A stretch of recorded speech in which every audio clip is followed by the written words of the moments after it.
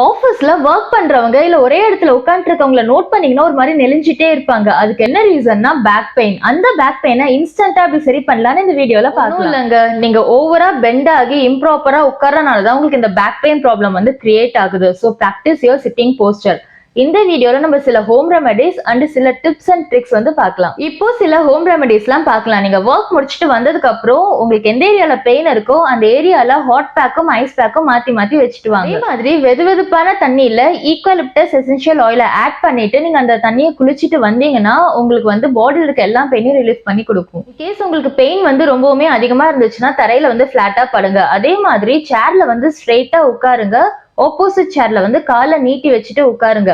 In this case உங்களோட ஹிப்பும் உங்களோட நீயும் வந்து 90 டிகிரில வந்து இருக்கணும். உங்க ஆஃபீஸ்ல சிஸ்டம்ல ஒர்க் பண்ணும்போது உங்களோட சிஸ்டம் அண்ட் ஐ லெவல் வந்து ஈக்குவலா இருக்கிற மாதிரி பாத்துக்கோங்க. அதே மாதிரி நீங்க மவுஸை ஹோல்ட் பண்ணும்போது உங்களோட எல்போ வந்து 90 டிகிரில இருக்கான்னு செக் பண்ணிக்கோங்க. உட்காந்து ஒர்க் பண்ணும்போது உங்களோட அப்டமன் லெவலும் உங்க டெஸ்க் லெவலும் வந்து சேமா இருக்கணும். அந்த மாதிரி ஒரு சேரை செலக்ட் பண்ணி உட்காருங்க. இன் கேஸ் உங்களுக்கு பேக் சப்போர்ட் கிடைக்கலன்னா நீங்க ஒரு குஷன் கூட பிளேஸ் பண்ணி உட்காரலாம். இன் பிட்வீன் இன்டர்வல்ஸ்ல நீங்க ஒரு 1 மினிட் வாக் போங்க. இன்டர்வல்ஸ் கிடைக்காத பட்சத்துல நீங்க உட்கார்ந்த இடத்துல வந்து ஸ்ட்ரெச்சஸ் பண்ணுங்க. உங்க ஸ்கிரீன்ல இருக்க பிரைட்னஸும் ஃபாண்ட் சைஸும் உங்களுக்கு கம்ஃபர்டபுளா இருக்க மாதிரி பாத்துக்கோங்க.